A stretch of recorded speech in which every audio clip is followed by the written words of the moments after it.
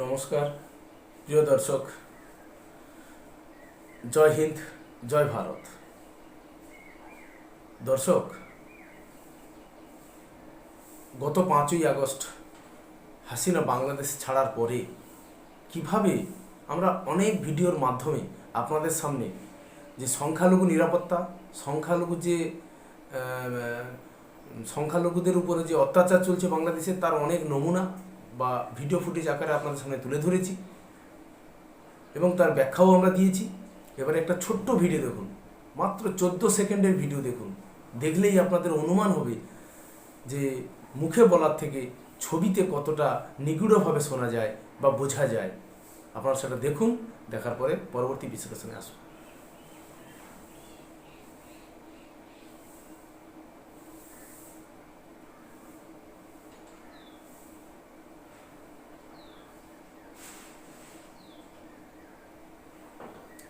এই একটা ছোট্ট ভিডিও, একজন অপরাধী, কতটা অপরাধ তার জানা নেই, কিন্তু যেভাবে তাকে খেতে, সে যে আহার গ্রহণ করবে সেটাকেও তার দু হাতে হ্যান্ডকাপ লাগানো আছে।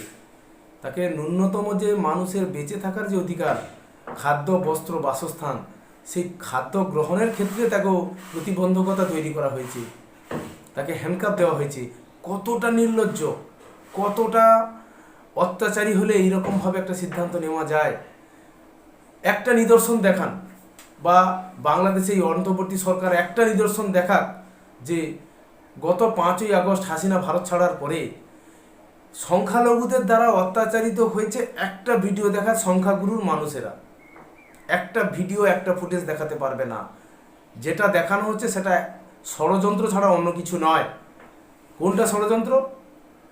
চট্টগ্রাম আদালতে যেদিন চিন্ময় কৃষ্ণ ব্রহ্মচারীকে আদালতে পেশ করা হয়, ওখানে কিন্তু আক্রমণাত্মক হয়। কারা?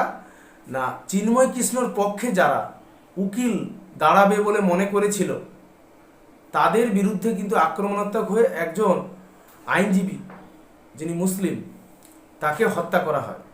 কিন্তু হত্যা মূলত যে ভিডিও ফুটেজ এবং যে তদন্ত প্রক্রিয়া যতটুকু উঠে এসছে, সেখানে কিন্তু কোনোভাবে চিন্ময় কৃষ্ণ প্রভু বা ব্রহ্মচারীর কোনো অনুগতরা যুক্ত নয়।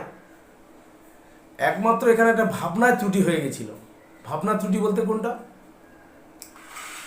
যারা আক্রমণাত্মক হয়েছিল, যে হতে পারে চিন্ময় কৃষ্ণ ব্রহ্মচারীর হয়ে লড়বে, আক্রমণ, তাকে হত্যা হয়েছিল, কিন্তু কাস্টডিতে রয়েছিল চিন্ময় কৃষ্ণ প্রভু। তার সঙ্গে খুনের তো অপরাধের কোনো যুক্ত হওয়ার কথা নয়। তিনি তো পুলিশ কাস্টডিতে রয়েছেন তার আগে থেকে। তার পরের দিন সারা দিনই রয়েছেন তিনি পুলিশ কাস্টডিতে। তারপরে তার পুলিশ কাস্টডি থাকাকালীন পুলিশ যখন তাকে পেশ করছে, সেই আদালত চত্বরে ওই আইনজীবী হত্যা হয়। সেই হত্যাটা করে কিন্তু সম্পূর্ণভাবে উচ্ছৃঙ্খল মৌলবাদীরা। তাদের একটা ভাবনায় ত্রুটি ছিল।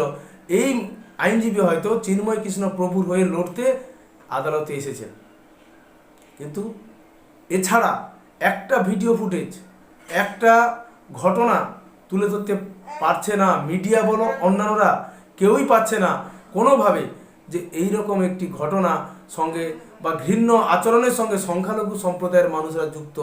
তারা তো সংখ্যালঘু, তারা তো নিরাপত্তাহীনতায় ভুগছে। কখনোই তারা আইন লঙ্ঘনের মতো কোনো কাজ তারা করবে না। কিন্তু এই সুপ্ত যে বাসনা, একটা বীজ যখন অঙ্কুরিত হয়, তার আগে তাকে জল, বাতাস আর তাপ দিতে হয়, দিলে বীজটি সঠিকভাবে অঙ্কুরিত হয়। এখানেও বাংলাদেশে যে মৌলবাদী, জেহাদি এবং রাজাকাররা, যারা একসময় পাকিস্তানের সঙ্গে থাকার জন্য প্রচণ্ড পরিমাণে তাদের উৎসুক ছিল এবং পাকিস্তানের হানাদার বাহিনীকে সহযোগিতা করছিল, আজকে তো বাংলাদেশ পাকিস্তানকে সরিয়ে দিয়ে, পাকিস্তানকে বন্ধু বলে ডেকে নিয়ে ভারতকে শত্রু বলে সরিয়ে দিচ্ছে। এই ভারতই 1971 সালে পূর্ণ সহযোগিতার মাধ্যমে বাংলাদেশকে স্বাধীন হতে, বর্তমান পৃথিবীর মানচিত্রে যা যে বাংলাদেশ, তার হতে সাহায্য করেছিল। এই কৃতজ্ঞতা ওদের রয়েছে। কিছু মৌলবাদী, কিছু স্বার্থান্বেষী জেহাদিরা, তাদের মধ্যে এটা রয়েছে? নেই। কিন্তু এখানে আমি একটু শ্রেণীবিভাগ করে দিতে চাইছি। সকল বাংলাদেশি কিন্তু এই কাজে লিপ্ত নয়। বাংলাদেশে একটা বৃহৎ অংশ কিন্তু এখনও শান্তিপ্রিয়, শান্তিতে সৌহার্দ্যের মধ্যে বসবাস করতে চায়, কিন্তু এই পরিবেশটাকে সম্পূর্ণ ব্যবহার করছে, নষ্ট করে দিতে চাইছে কে? মৌলবাদীরা। কেন মৌলবাদীরা এটা করতে চাইছে? মৌলবাদীরা সম্পূর্ণভাবে চায় বাংলাদেশ ইসলামিক কান্ট্রি হোক, বাংলাদেশ চলুক শরীয়ত আইনের হিসাবে, কোনোভাবেই এখানে সংখ্যালঘুদের কোনো স্থান থাকবে না, যারা মূর্তি পূজা করে তাদেরকে এখানে রাখা যাবে না, হয় তারা ভারত ছেড়ে চলে যাক, না হলে হয় তারা বাংলাদেশ ছেড়ে চলে যাক, না হলে তাদেরকে এখান থেকে তাড়িয়ে দেওয়া হবে, অথবা তাদেরকে ধর্মান্তরিত হতে হবে। এমনও তো দেখা গেছে উচ্চ পদে, পুলিশের উচ্চ পদে অনেক কর্মচারী, পুলিশ অফিসাররা কাজ করতেন সংখ্যালঘু সম্প্রদায়ের, তাদেরকে সবই প্রায় বরখাস্ত করে দেওয়া হয়েছে বা তাদেরকে চাকরি ছাড়তে বাধ্য করা হয়েছে, নতুবা ধর্মান্তরিত হতে তাদেরকে প্রেসারাইজ তৈরি করা হয়েছে। এটাই হচ্ছে বাস্তবতা। তাদের মনে হচ্ছে এটাই। অ্যাকচুয়ালি সংখ্যালঘু সম্প্রদায়ের মানুষের কোনো অপরাধ ওখানে নেই, একটা আইন ভাঙার ক্ষেত্রে তারা জড়িত নয়, কোনোভাবে দেশের সংবিধান বা দেশের আইনের বিরুদ্ধে গিয়ে তারা কোনো কাজ করেন। আজকের অন্যায়ভাবে চিন্ময় কৃষ্ণ প্রভুকে বন্দি রাখা হয়েছে, তার পক্ষে উকিল দাঁড়াতে দেওয়া হচ্ছে না, তার পক্ষে সওয়াল জবাব করার জন্য যে উকিল তাকেও বন্ধ গ্রেপ্তার করা হচ্ছে। এমন একটা পরিবেশ আদালত কক্ষে তৈরি করা হচ্ছে যেন চিন্ময় কৃষ্ণ ব্রহ্মচারীর হয়ে লড়তে যেন কোনো রকম কোনো ব্যক্তি বা আইনজীবী ওখানে না হাজির হয়। এটা মানবাধিকার লঙ্ঘন। একজন, আপনি তো অপরাধী হিসাবে বা সন্দেহভাজন হিসেবে ধরেছেন, সরকার তাকে অ্যারেস্ট করেছে, তার বিরুদ্ধে উকিল দাঁড়াবে না, তার পক্ষে সওয়াল জবাব করবে না, কি কি এভিডেন্স সরকার রয়েছে খতিয়ে দেখবে না, বিচার হবে না, 1 মাস ধরে আটকে রেখেছেন।